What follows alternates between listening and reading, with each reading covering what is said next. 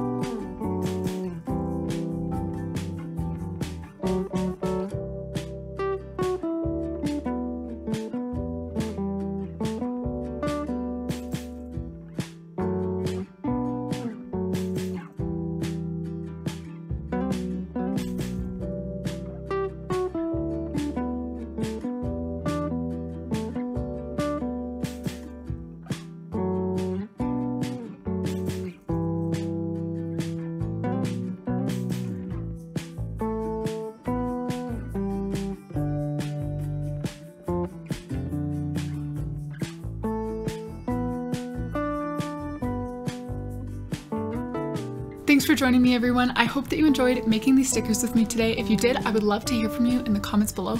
Let me know what kind of stickers you made, how you like the ones that I made, and all of those kinds of things. And also feel free to like and subscribe so that you can join me here on my channel for more DIYs and bullet journal content.